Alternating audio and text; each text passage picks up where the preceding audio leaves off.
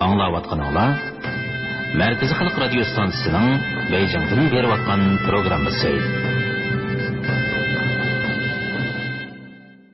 Assalamu alaykum hörmətli radio anlıqçılar. Ədəbi anlatış proqramımızda anlaşılığını qarşı alırıq.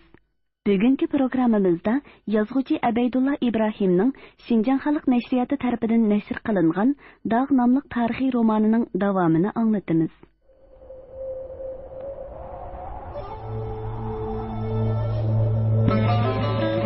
Bir düşman yurtinglarga yopirilib kelib etibdi. Padişahlarni xabardor qilinglar. Fuqarolarga aytinglar, ketishtinglar, bir umr dag'da qolasizlar.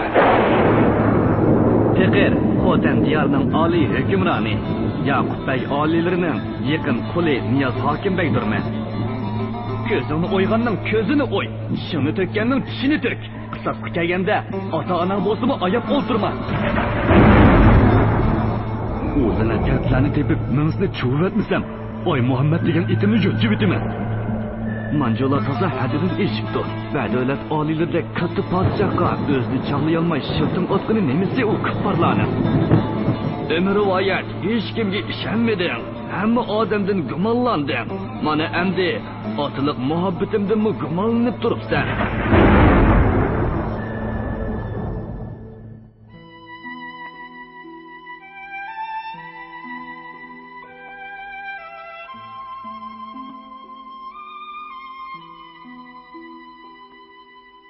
Hey chumoqchilar, amir lashkarga shirtim etishga nima haddim? Biringni chala qo'ymay, terangi saman tiqmaydigan bo'lsam dedim-da, etimni qamchilab, kechilab Qoraqoshga bordim. Qoraqoshliq bir mo'zdozning cho'ntikiga 3 tanga sho'ng'itibla, to'planchilarning orasiga kirgizib atdim. Ma'lum bo'ldiki, u o'lgur. Bir necha odamimiz Niyoz Hokimbeyning oldiga ketdi. Uni ujuqtirib qaytib kelgan hamon o'rdaga tegish qilmaymiz deyishib etibdi. Shuning bilan u pasandalarni biraqli qo'lga tushirib, onasini ko'ziga ko'rsatib, jinini jahannamga yo'lladim-da, hokim begimga biroz zahmat yetmagaydi deb ko'p beoram bo'ldim. Shu beoramlikda to'pichiga chiqib saqlab turdim. Dedi va u yerda Niyoz Hokimbeyning o'lim xabarini kutib turganligini. Niyoz Hokimbeyning tavut ichida emas, ot ustida o'ltirib ketayotganligini ko'rganida chekchaygan ko'zlarini nechirat o'yilvatganini qilchi chandurmadi. Niyoz Hokimbey Xolmon Ponsatning bir oy ichida buncha vala mehribon, sadoqatman, oldin ko'rar avliyo bo'lib ketganiga zodili ishonolmadi. Yolg'onchiligini yuziga silib, "Jinimga xavf yetkazganini anglabsan-u, nima deb oldimga chaparman avatib xabar bermaysan? Ish bo'lmasa, Zavo bozorgacha oldimga berib omonlik so'ramaysan?" deb uni eshakdan tushgandek lat qilib atmoqchimi bo'ldi. Lekin keyingi ishlarni ko'zlab og'zining uchig'ili kelgan gapni ichiga yutib etdi va chiroyiga birdilla qayg'uliq tus berib, "Deganlari rost. Ishda to'planchi sanjog'i berib qasd qilishni qildi. Biroq Alloh taolo shahodat sharbati ichish sharafini faqirga nisb qilmabdi ekan. Oxir Abbos Mirzabeshi shehlik maqomiga yetib, Allohning dargohiga ravon bo'ldi. Rahmatlining joyi jannatda bo'lg'ay. Amin." dedi va ko'zlariga yosh elib burnini tortib qo'ydi. Abbos Mirzo? Qaysi Abbos Mirzo u? Farg'onalikmi yo Qashqariylikmi? U zot Farg'onalikkan. Otaliq g'ozi oliylarga shiram tuqqan keladigan texi. Oliylar bu qatim uni Mirzabeshilikka tayin qilib bizga qaytib qo'ygan edi. Mirzo Abbos? Mirzo Abbos. O'sha Mirzo Abbos shu kanda. Xudoya, u bir tuqqandan chori yaqin birodarim edi. Taqdirning ko'zi ko'r bo'pti. Ko'r. Yomonga o'lim yo'q, yaxshiga ko'rim degan shu-da. Niyoz Hokimbey yerdan beshini ko'tarmay mishildab o'ltirgan Xolmon Ponsatga bo'lib o'tgan voqeani intoyin qayg'uli qilib so'zlab berdi va qotillarni bo'lishchi qarg'adi. Bir-birining ko'z yeshini surtib, o'zaro tasalli berishdi. Niyoz Hokimbey oxirida ko'nglida qolgan bir tugishni yashmoqchi bo'lib, "Amir lashkar janoblari, Abbos Mirzoga qasd qilgan qotillarning birini tutib oldik. Yana nachisi qochib ketdi. U qochqin qotillarning kimligi, nega qochqanligi texi ma'lum emas. Qoraqosh to'planchilaridan tirik qolgan birarni bo'lsa-mu, Zuvonga keltirsak mekin?" "So'rimizlar unutib qolgudakman. To'planishlarni boshlab, paloqlab yurgini 4-5 kunlik qolgan bir qeyri darvishgan. Uni tutib, keyin asqitib qolar degan o'yda zindonga tashlatqizib etdim. Mirzo Abbosning qissasini shu qeyri darvishdan olimizda endi. Qeyri darvish? Bir qeyri darvish desizlar. 29-bob tog' yo'lidagi kishilar. Yiroqda tik cho'qqilari bilan ko'k osmonni tirab turgan bahayvat tog' bir-biri bilan giralishib turadi. Oshu tog'larning tuvan tarafida tog'ning bolasiga yoki navrisiga qiyos qilg'ili bo'ladigan kichikroq bir taqir-taq cho'qchiyib turadi. Kichik tog' to'pisidagi qo'ram toshlarning kungay tarafidagi qorlar erib, qo'ng'ir rangda tovlanadi. Tumonliq taskaydagi qor parchalari bo'lsa, editlab surtilgan kumushligandek porqirab turgan qish quyoshining ojiz nurida g'uva oqirib ko'rinadi. Ko'z kirmay turibla yalang'ochlangan pakar tog' o'simliklari. Parcha-parcha doiraga bo'lingan quruq o't cho'plar tog' qoptilidan pastga so'zilgan seri egizlab boradi va tog' bilan ko'z yetmas soy orasidagi bir parcha o'ymonliq bilan tutishib ketadi. Tomuz kunlari Sanju daryosining toshqini va sel suvi bilan ko'kiradigan bu o'ymonliqda yulg'un, jig'an, oq tikandan boshqa yana ishqa odam bo'yi kelgudek qo'mushmi o'sadi. O'ymonliqning kun chiqish tarafida to'nglab, toshdek qaytib ketgan buloq bo'yida 10 tutib jigdi darxi ko'rinadi. Yulg'un shexi bilan qo'rsham qilinib, kokillay bilan suvolgan. Kapidan oncha farqlanib ketmaydigan ikki eg'iz uy o'shu jigdilarning orasida cho'qchaygan edi. To'piklari o'g'zidan bir g'ulacha eshib turadigan qo'mushlar bu pinhon makonni yot ko'zlarning nazaridan yoshirib turadi. Kechki quyosh ufuq sizig'iga tashlab qo'yilgan o't sharidek qizargan chog'da kalta juvi kiygan, cho'riq tortgan 60 yoshlar chomisidagi bir kishi soy tarafdan tez-tez qadamlar bilan chiqib keldi. U keyniga qoyilib soy tarafga sinchilib qarab olgandan keyin o'ymonliqdan o'tib chatqallar orasiga shung'ib ketdi. Qo'mush po'piklari yenik silkindi. Silkingan qo'mushliqdan purrida uchib chiqqan bir to'p bo'z to'rg'ay osmonga ko'tarildi-da, nimadandir norozi bo'lgandek vichirlab qo'yib, bulutlar orasida g'oyib bo'ldi. Shu arada oq salvar talpikini qo'ltiqiga qistirib olgan heliqi kishi jigdilik oldida yerdan o'ngandek paydo bo'lib, mo'risidan suz tutun o'rlab turgan pakar uyga kirib ketdi. Mehmonlarim, sat ish bo'ldi. Sizlarni sog'iltib qo'ydim. Dedi u paygohda turibla qaytib kelganligidan xabar berib. Uni kutib ko'zi to't bo'lgan Oy Muhammad bilan Oqmollam: Hech vaqasi yo'q Oshimka. Sizlarni xatarlik ishga buyurib qo'yib, oz xijil bo'lmadik. Elimi yaxshi, Xudoning iltifoti bilan sog'-salomat qaytib ketdilar. Deyishdi oldirab paygohga tushib. Hoshim Oxun eshik tubidagi so'g'idan bir nogay suv elib gupildatib ichivatdi. Ondan supining qirig'i o'ltirib elib, javg'aylarni surtib turib dedi: Desam demisam, hamrohlaringlarning xabarini anglashga oldiryapsizlar. Men ko'rdim. Uni o'z ko'zim bilan ko'rdim. Soy yo'lida yuguraverib harqonliqdanmi yoki hayajondanmi Hoshim Oxunning ko'ksi bir ko'tarilib, bir pasayib turadi. Elqi hamdam qarmoq degan hamroyinglar toza o'g'il bo'lishgan. Putquli chambarchas bog'liqlik turibmi, Niyoz Hekimbek deganni tillab, vatvarigini chiqiribdi. Bir pasandi qilishni bo'g'ziga takkizsimi, mitqinmidi? O Niyoz Hekimbekni tilladimi? Ha, tilladi. Tehi uning pit ko'ziga raso kelishtirib birni tukirdi. Aka, ko'zlari to'rlashmaydiganda? Oy Muhammadning bu savoliga Hoshim Oxun sal xafa bo'lgandek javob berdi.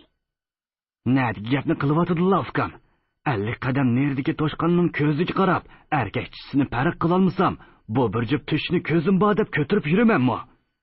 Daymina andi. Oy Muhammadning yoshlik qilib Hoshim Oxunni teriktirib qo'yishidan ansirgan Oqmollam darhol gapni tortib oldi-da, osmoqchilab so'radi. Hoshim Oxun, u munofiq Hokimbek balki bu chaqqa do'zaxning taktida kuyib, kul bo'ldi-ku deyman. Ha, to'xtab turinglar. Sizlar hamdam qarmoq Niyoz Hekimbekni o'ldirib, jinini jahannamga yo'llavatdi deb qolsanglar kerak. U qarmoqchimi shundoq o'ylabdi ekan. Biroq o'lguchi Niyoz Hekimbek emas, balki Qashqardan Niyoz Hekimbek bilan birga kelgan Yeng Mirzabeshi Xo'ja Abbos degan kishi bo'lib chiqibdi. Nima? Yanglishmaganlar aka. Yana desam, yana shu gap. Qarmoqchi bolaning o'z og'zidan angladim. Qarmoqini Niyoz Hekimbekning qorniga sanjidim deb Abbos Mirzaning jiliga sanjibdi. U yerda Niyoz Hekimbekdan o'zga odam yo'q deb o'ylagan bo'lsa kerak. Helimi yaxshi, ajri bekor ketmabdi. Xo'tallikning beshida to'p so'rayman deb kelgan, yana bir pasandini yer tishlatibdi. Puhroni deb shunda qilgan ekan, Alloh uningga osonlik bera. Hoshim Axunning Sanju begi bilan jidallashib qilib, mahallini tashlab, mushu chatqonliqni makon tutqiniga 2-3 yilcha bo'lib qolgan edi. Yoz kunlari buloq suyidan foydalanib, arpa, purchoq terib, qish kunlari o'zi yasab olgan ro'choq bilan to'shqan o'lib, jinini jon etib kelavatadi. Tanho turmush, mushaqqatli hayot uningga so'gat notisidek churuk, yulg'un shexidek chidamliq mijozni ato qilgan edi. Qishmi yoz qirodab, ochiq buz o'rlab turadigan sho'rliq tuproq uning mijoziga ta'sir ko'rsatdimikin, qo'y payli keskin va chus edi. Hoshim Axun akelgan bu xabarlar Oy Muhammad bilan Oq Mollamning o'ylamagan yeridan chiqib qoldi. Ular aslida Hamdam Botur, Karim qullar bilan billa Sanjuqo'ga kelib, Niyoz Hekimbekning kelishini kutib, yoshirinib turishgan edi. Niyoz Hekimbek Sanju begining qo'rosiga joylashgandan keyin ular tun nisbi bo'lganda egiz ho'yli temidan ortilib tushib, hech tevish chiqarmayla ho'yliga kirib elishdi. Avval Oy Muhammad bilan Karimqul tog'dek eg'ir Hamdam Boturni tom orqali Shpanq mehmonxonaning o'g'isiga yo'lab chiqardi. Hamdam Botur tevish chiqarmay o'milgan peti to'nglik beshiga berib oldida bir qarmoq bilan ishni tugatdi. Biroq u o'g'zidan tushayotganda ho'ylini chorlab yurgan bir qarovul Hamdam Boturnimi tomga yomishayotganlarni ko'rib qoldida birdilla huduqib varqirab tashladi. Hamdam Botur bu qarovulni burmush bilan yer tishlatgan bo'lsa-mu, lekin uning ansiz ovozidan cho'chib uyg'ongan necha 10 yasovul o'zi cho'lgan hardek yopirilib keldi. Ba'ayni to'gidek kuchiga kelgan Hamdam Botur hamrohlariga qarab, "Sizlar minib turinglar. Bu chiprandilarga o'zim tetiyman" deb varqirgan peti yasovullarning oldini to'sdi. Hamdam Boturning salomat qutulib ketalaydiganligiga ishonch bog'ilgan uchaylan o'yli sirtig'icha qo'g'lab chiqqan yasovullarni keyinda qoldirib, udul kelgan tarafga qarab qochdi. Oy Muhammad bilan Oq Mollam tong otgan chog'dala ondan mushu chatqonliqning chetida uchrashib, Hoshim Axunning kapisida panohlandi. Va Hamdam Botur bilan Karimqulning xabarini ololmay, Hoshim Axunni Sanju bozoriga avatdi. Bu xatarlik ishqa rozimanlik bilan tavakkul qilgan bu yashangan kishi Hamdam Boturningmi, Niyoz Hekimbekningmi xabarini akeldi. "Tuxuming qurg'ur ablah, yeydigan rizqing bor ekan. Aman qopsan. Allohga qasamki, ta'lim hamisha bundoq 10 kilo bermaydi. Puhroning og'uzori aman bir kun Azroilni oldinga chillab keladi", dedi Oy Muhammad g'azabli ko'zlarini Sanju tarafga tikib turib. Ular kapining jimjitligini buzg'isi kelmagandek bir hozog'icha beshini selib o'ltirdi. Shaksizki, do'lqinlanayotgan Hes dengizining grimsan girvikida xuddi xiyoliy olvundek paydo bo'lgan umidsizlik tuyg'usining jon olg'uchi azobi hammaylarning yuragini go'yo o'tliq laqshigirdek qismoqda edi. Chunki texi tunugilla ularni illiq optipi bilan o'mtiltirib turgan omad quyoshi bugun bu o'mtilgichlarning keynida. Ya'ni haqning taqsimida quyosh yo'lisidan zarrachilik nasibi buyurilmagan olli kimlarning beshida parlavatadi. Bir daqiqada ko'p bo'lsa bir tiniq ichida yuz berayotgan bundoq shiddatli o'zgarish o'z zarbasi bilan tirikni o'likka, jonliqni jonsizga, tilliqni tilsizga aylantirishga qodir edi. Mana mushundaq o'zgarishdan keyinla vujudga keladigan zo'r silkinish, zo'r tavrinish yo tandan jon oladi, yo umid homilisini ikkinchi qaytim ko'z ochiradigan kuchli to'lg'oqqa giribdor qiladi. Ular birpas davom qilgan sukut ichida bu murakkab jarayonning hammasini beshidan kechirdi. Umid bilan yaralganlar yana umid quchqida tepichaklashga boshladi. Oy Muhammad birinchi bo'lib xiyoldan beshini oldi. Hoshimka, boyamqi gaplarimga xafa bo'lmasizlar. Endi bizga Hamdam Botir to'g'riliq so'zlab bersizlar. Boyam uni ko'rdim deganda qilib edilig'i. Hoshim Axun qattiq quruq gaplari uchun xijil bo'lgandek gadinini topladi va ochiq chiroy bilan javob berib mundaq dedi. Qarasam o Botirning put-qo'llari chambarchas bog'liqlik turibdi. Oldi kaynida miltiq nayzlarini tanglashib do'shkarlab turgan lashkarlargimi, Niyoz Hekimbekimi bo'y berdigandek emas. O texi Abbas Mirza deganni o'ltirganni qo'rqmay gadiniga oldi. Niyoz Hekimbekki yuzma-yuz turib, seni o'ltirmay qo'ymayman dedi. Buni anlab Niyoz Hekimbek tatirib, soqollari dir-dir titrab ketdi. Ondan xuddi aqldan ozgandek qoqoqlab kuldi. Keyin qandoq bo'ldi? Uni bir nima qilmagandi? Hech nima qilolmadi. Faqat put-qo'liga taqoq silib, Abbas Mirzaning jasadi bilan birga Qashqar tarafga yo'lga silibdi. Yaqub bagdamdo, yana birdamdo ish qilib, bir bagning oldiga avatkidak. Bag uni o'z qo'li bilan darg'a osamish. Uning yonida 19-20 yoshlardagi bir yigit bormi? Oq chiroy, qora talpak, paxtaliq chopon kiyib, seriq potida belini bog'lab olgan. Yo'qsa, undaq odam yo'q. Bo'lgan bo'lsa, ko'rmay qolarmidim. Mundaq desizlar. Niyoz Hekimbek qo'zg'algandakmi? Elimu bagning ho'ylisi turyotamdi ya. U Mug'ambar bag qechib ketgan odamlarni tutishni Sanjo begiga qayta jeklab, xotin tarafga ketdi bo'g'ay. Sanjo begi qotilni izlaydigandakmi? Sizlar Sanjo begini uqmaydigan o'xshaysizlar. Umi Niyoz Hekimbekdan qilishmaydigan ushuq, jidalni pulga setib oldigan ishplas. Xo'jisi buyurdimi, u dunyoda borligi askiliklarning hammasini qiladi. Xotanda shamol agisa, Sanjoda bo'ron chiqibdi degandek, Niyoz Hekimbekning tiniqini muhr biladigan Sanjo begi tushdi qopqon qurdi. Niyoz Hekimbekning qorisi ko'zdan yetmay turib, taraf-tarafga odam avatdi. Puhrolarga qaysimki qechib ketgan qotillarning xabarini akelsam, qancha pul desam beraman. Qaysimki qotillarni yoshirsam, ko'rib turib ko'rmasga solsam, beshingni qushqashning beshini uzgandek uzib o'taman deb bir hazar kopshidi. Men uning ko'zidan o'zimni qochirib, odamlar orasidan g'ibida sug'urilib chiqdim. Sanjo daryosining u tarafidagi daraxtzorlikda kelib olsam, bir muncha lashkar soy tarafda kimningdir izini izlab yurgandek qiladi. Bu taraflarga kelib qolarmi? Buningga bir nima degil bo'lmaydi. Ish qilib, Sanjo begi ichida tungiz qatoraydigan aski nima? Uning qo'lidan har balo keladi. Hoshim Axun uy ichida bir hazar timsiqlab yurib, ishga uchun kelgudek arpa qochilangan bir bo'z xoltini tepib chiqdi. Bu arpani yorg'unchaqda ezib, ularga mazilikini ishga qochi umoch etib berdi. Bir kecha kunduzdan beri urilib so'qilib yurib, uchaylari tortishib ketgan Oy Muhammad bilan Oqmollam qiziq oshni sovuq suv sumirgandek sumirib, birdamdila qurtivatdi. Bu odam keyin Oy Muhammad jiddiy talaffuzda mundaq dedi. Mullika, bu yerda endi uzoq turg'ili bo'lmaydi. Bagning chumoqchilari kelib qolsa, Hoshimkamga ovozliq deb beramiz. Shunga xo'sh desak qandoq? Shunda qilsak qalayli, lekin Oqmollamning sal orisalda bo'layotganini to'ygan Hoshim Axun darhol uningga bo'lishdi. Ajab bir gap bo'ldi-ku bu. Bu yerda tursanglar, gajgamga minib olmaysizlar. Eg'iringlarni yer ko'tirdi.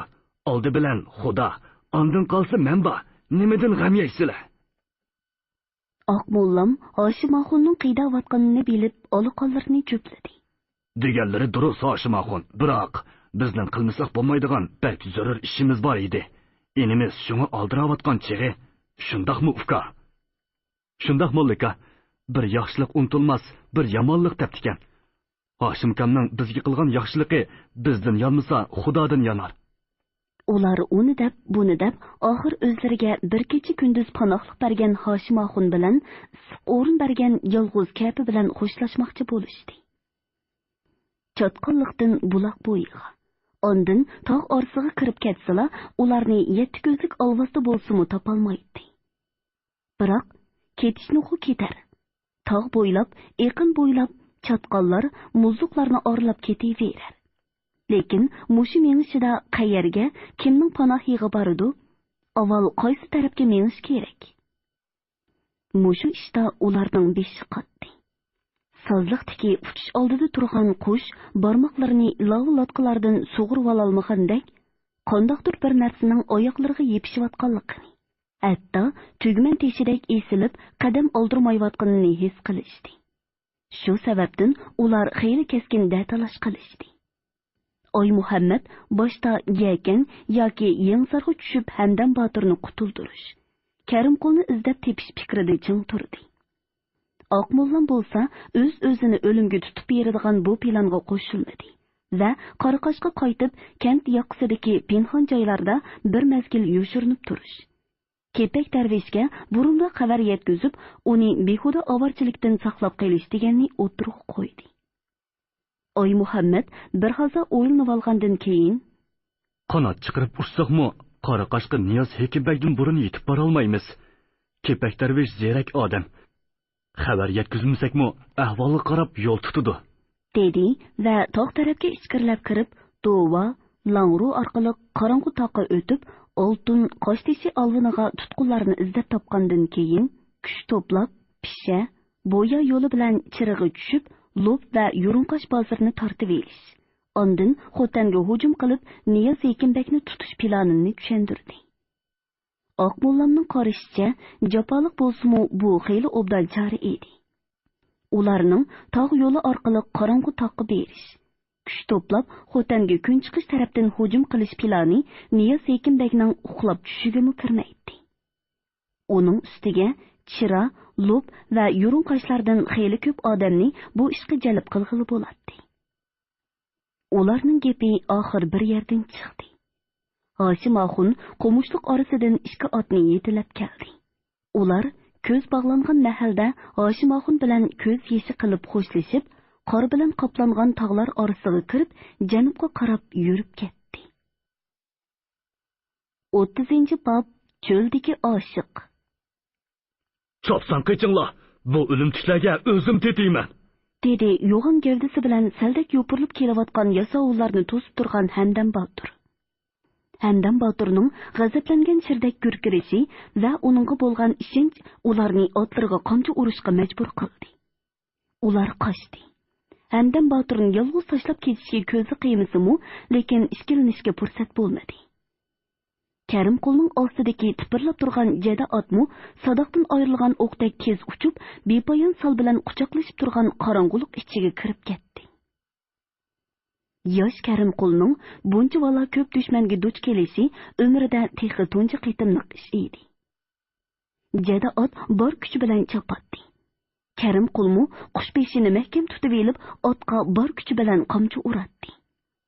Qaychib etib, yuragi qafasga band qilingan yov qushdek tipirlaydi. Vujudidagi jini qon beshig'i tepib, cheki tomirlarini ko'ptiratdi. O'tqa qoqlangan dokdek chingib ketgan quloq pardalari hozirla yerildigandek lo'quldaydi. Vijildab urilayotgan sovuq shamol yuz ko'zini to'ngtatdi. Nima qechib, medirlayolmas bo'lib qolgan ko'z qarchuqlarga tashlanayotgani cheki yo'q qorong'ulik va qorong'i toshliq soy edi. Karimqul jada otqa qamchi ta'sir qilmas bo'lib qolgandila, ondan esini yig'ib oladi va "Men nada? Qayoqqa qarab ketib boraman? Kun chiqishqimi yo kun petishqimi?" deb o'ziga savol qo'ydi. Chiliq-chiliq tardan tuklari terisiga choplashib ketgan jada ot endi qadamda bir santurilmoqda edi.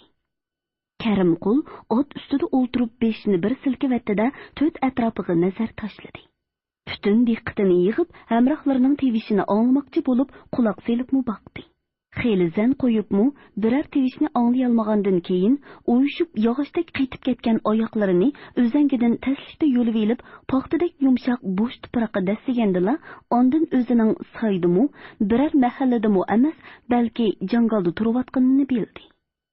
Tova, Xudo urdi degan mushi o'xshaydi.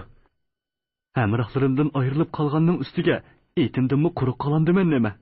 Karimqul siyohda qorong'uda ho'run qalidek gollashib, yel qochqan to'limdek pushuldayotgan yerimjon etini so'rab ketib etib, mushularni xiyolidan o'tkazdi. Biroq Karimqulni Xudo urdi degili bo'lmaydi. Xudo rahimdilligi, adolatparvarligi bilan zolimga mush ko'tarib, haqqoniyat yo'lini tutgan bu sodda, oq ko'ngil bo'yoqchi yigitni urib jazolabmi yurmaydi. Faqat Hamdam Boturning buyrug'i o'zining ish ko'rimganligila uni hamrohlaridan ayirib, odamzod oyoq bosmaydigan bu cho'lga akilib tashlagan edi. Durust. U Hamdam Boturning so'zini faqat chala puchuqla anglay oladi. Oy Muhammad bilan Oq Mullamning olliq oyoqlarga qarab ot selishi bilan tangla azaldan ko'rilib boqmagan bir xil qo'rqinch uning vujudiga changal soldi. Jada otqa qamchi urgan shu daqiqadan boshlab to hozirgacha bosh ko'z yo'q qichiverdi. Ajal elchisi nasrni tanglab qo'g'lab kelayotgandek, dunyoda qaytishdan boshqa yo'l qolmagandek qochdi. Qochgan seri qo'rqdi, qo'rqgan seri qochdi. Goh-goh urib turadigan sovuq cho'l shamili Karimqulning nervlarini o'yg'itib, to'zib ketgan tuyg'usini, uchib ketgan sezgusini nadindur tepib kelib, uning o'ziga qaytirib berdi. Bu chog'da u yo'lg'un va oq tikan bilan qoplangan pakar do'ng bag'rida. Allaqachon harakatdan qolgan bechora etining yenida ozidor yetimdek tugilib o'ltirmoqda edi. Cho'qqisidan toping'icha yeyilgan, mana ko'nglikini dumbisiga chaplashtirib etgan issiqlar mana endi qurib, teni ushuk urgan g'ozondek titirmoqda edi. Karimqul ko'zini yumib ochquchi yuz bergan hamma ishni tong otquchi bo'lsa-mu, yodidan chiqarib etishga tirishdi. Kecha jimjitligidan zerikkandek ustini tugman teshidek besib turgan osmonga ko'z tikdi. Ko'zning nurini qor qilib yetalaydigan qorong'u osmon Karimqul qarg'on seri och ko'k rangga, berib qiynoq ko'k rangga o'zgargili turdi. U ko'zlarini chimchiqlatib turib o'ylanib qoldi. Bu rang men bo'yab, gul besib chiqara oladigan gullik matoning tegiga nima degan o'xshaydi, ha? Toza pishgan bir sapoq o'zimdek esilib turgan ho'kar yulduzi o'sha ko'k matoning guli emasmi? Tova. Shuncha kang osmonning qahriga osqudek buncha kang gullik mato qaysi ustining qo'ldan chiqqandi? O'ziningmi ya? Keyin osmon gumbisining qoq o'tirsidan yoq. O'sha gulli ko'k matodan sarqalgan bir tal yulduz ko'k yuzida kumush arg'amchidek bir tal iz qoldirib, bepoyon bo'shliqda g'oyib bo'ldi. Karimqulning bir jup ko'zi sirliq oq iz qoldirib, o'ng-tinsiz to'zib ketayotgan o'sha yulduzga. To'g'risi, o'sha bir tal gulga qadalgan peti harakatdan qoldi. U eliqa oq gul g'oyib bo'lgan qiynoq ko'k bo'shliqqa qadalib turib, bu yil yozda o'zi ko'ngil qo'yib bo'yab chiqqan ko'k tag, oq gullik mato bilan gul oyinning hayitini muborakligini yodiga oldi. Dal o'sha bo'shliqda g'oyib bo'lgan gulning o'rnida yarishimliq uzun ko'ngli kiyib olgan gul oyin paydo bo'ldi-da, chechini o'ynab turib Karimqulga qarab tatliqqina kulimsiradi. Oh, Xudo, bu nima karomat? Karimqul gul oyimning bahor optipidek haroratli ko'zlarini, inchga agim qoshlarini, qora yilondek to'lg'inib turadigan uzun sochlarini, bilinar-bilinmas yemiriladigan lavlarini aniq ko'rdi-yu, davomli ko'raverishga toqat qilolmagandek ko'zlarini yumib, eg'irlashib ketgan beshini tiziga qo'ydi. Cho'l kechisi jimjit va qo'rqinchli edi. Bosh bahor kechisining gohi-gohida ushqirtib turadigan tinimsiz shamollar bu jimjitlikni buzib turardi. Biroq Karimqulning shiddatli bo'ronga duch kelgan dengizdek davolg'iyotgan o'yg'oq fikri titilib ketgan ko'rak juvisidan o'tib turadigan sovuqdinmi, cho'l tashvishidanmi, kecha jimjitligidanmi bexabar edi. Uning asyodi yanala ko'k osmondek ko'k ko'ngla kiygan gul oyim bilan band edi. Ay, chivillar, nere ketinglar? Menga birdan bo'lsa-mu orom bersanglar-chi. U o'zimi tushunmaydigan bir nimalarni deb, goh o'ng qo'lini, goh so'l qo'lini chivin qo'rg'andek silkitdi. Amaliyotda u uxlamagan. Uxlab qolishi mumkin emas edi. Lekin chin ma'nosi bilan uni uyg'oq degilimi bo'lmaydi. Real dunyodan, makon va zamondan mustasno holatga o'tgan tuyg'usi kunduzdek yo'ruqlik, gugumdek mavhumlik orasida harakat qilayotdi. o'zi eng ig'ir kun deb hisoblagan o'sha chog'dan beri xuddi qo'shang chivindek kayniga kirib olgan bir o'lgur gumon hiyilimi uning bilan billa edi. Bu o'lgur chivinlar qo'rg'on seri shuncha choplashadi. Hatto tomir-tomirlardan teshib o'tib yurkiga kirib oladi-da, choqidig'ini choqatdi, g'ojilaydig'ini g'ojilaydi.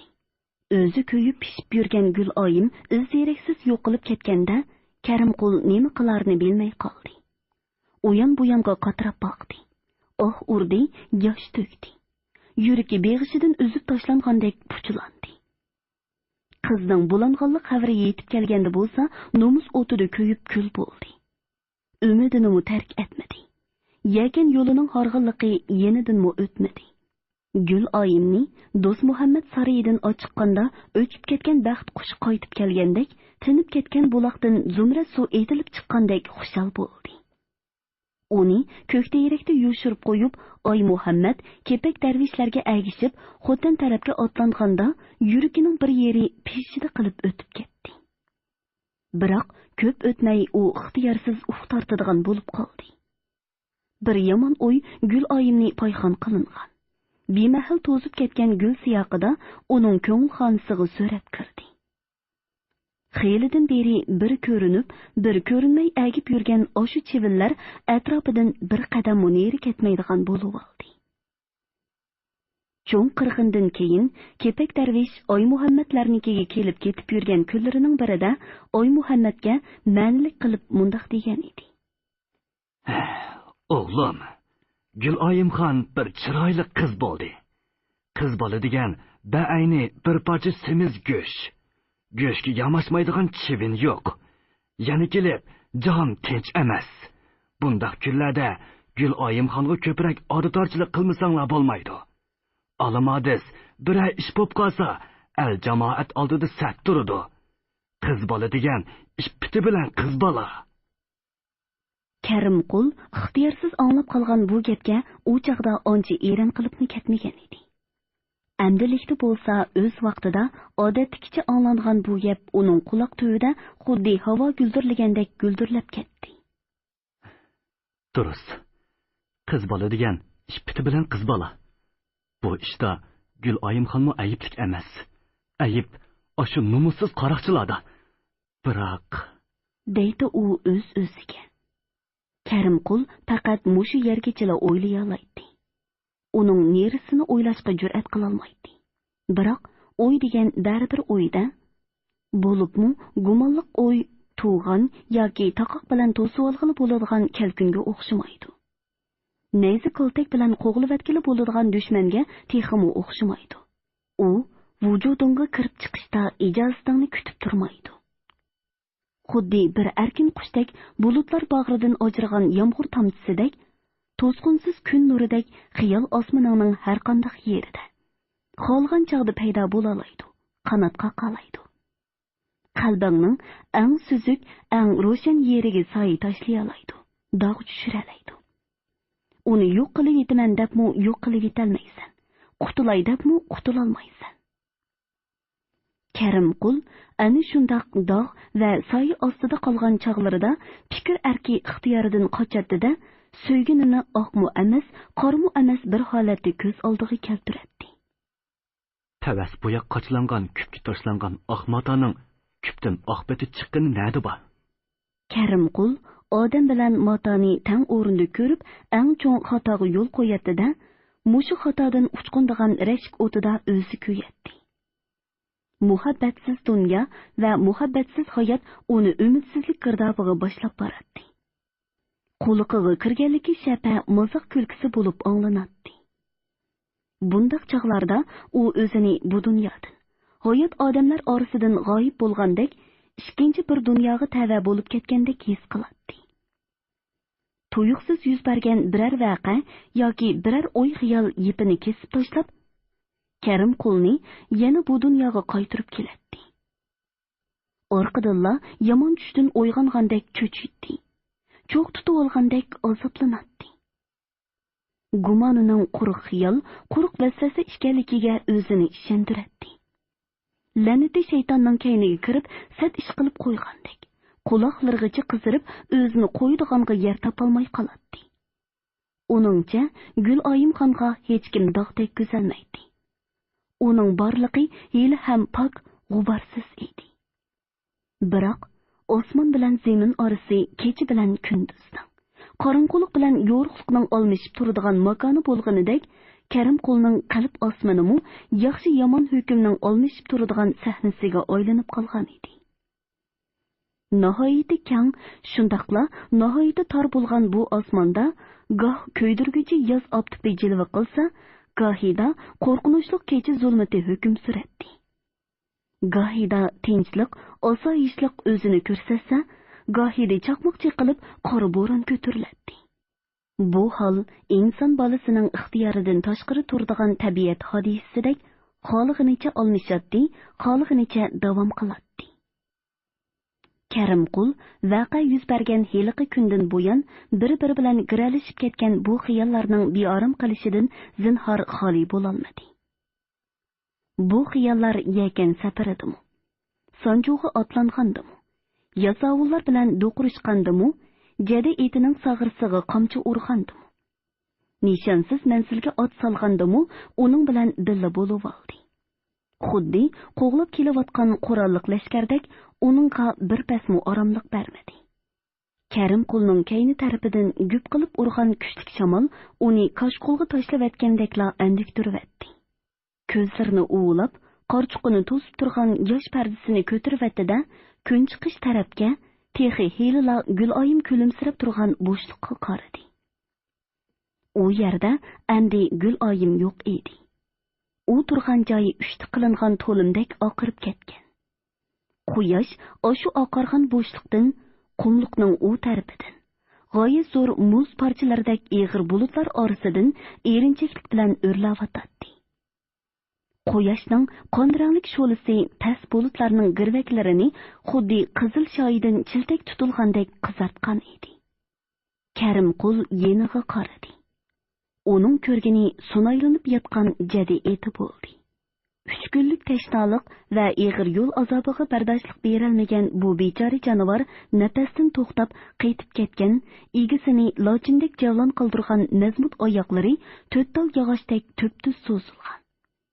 Qirodab, putib ketayli deb qolgan burunlari kengayib torayishdan to'xtagan edi. Ochliq va tashnoliq o'yib qolgan ko'zlari o'rmon bilan ketgan oshiqning ko'zlaridek ochiq turadi. Hurmatli radio anglag'uvchilar, yozuvchi Abaydulla Ibrohimning Xinjiang xalq nashriyati tarafidan nashr qilingan Dog' nomli tarixiy romanini bugun mush yergacha anglatdik. Davomini atidagi programmamizda anglaysizlar.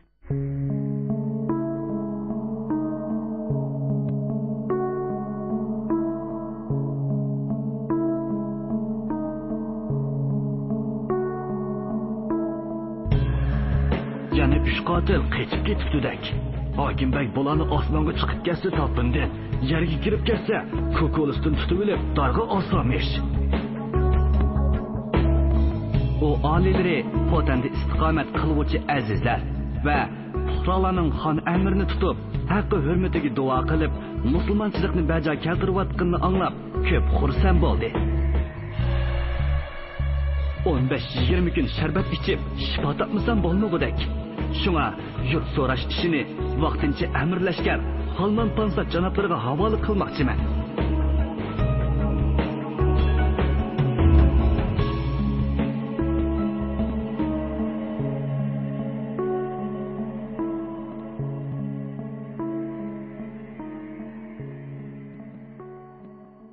Bugungi programmamizning diktorlari Mahira Abdurashid, Shuhrat Abdurahmon, ovoz texniklar Po'lat Tursun, Tahir Yasin, mas'ul muharrir Ilhom Mahmud, Abdurasul Abdurahim, bosh nazoratchi Gulbahor G'upur.